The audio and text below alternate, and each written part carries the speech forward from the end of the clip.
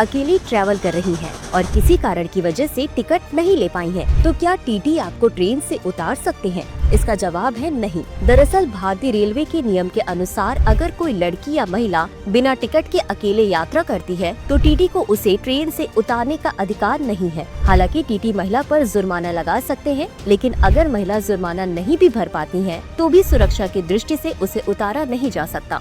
बता दें कि किसी महिला को ट्रेन से उतरने के लिए तभी कहा जा सकता है जब टीटी के साथ महिला कांस्टेबल हो। भारतीय रेलवे के कानून अकेली महिला यात्रियों की रक्षा करते हैं, जैसा कि भारतीय रेलवे अधिनियम 1989 की धारा 139 में विस्तृत रूप से बताया गया है। ये कानून महिला यात्रियों की ट्रेन यात्रा को अधिक आसान और सुरक्षित बनाते हैं।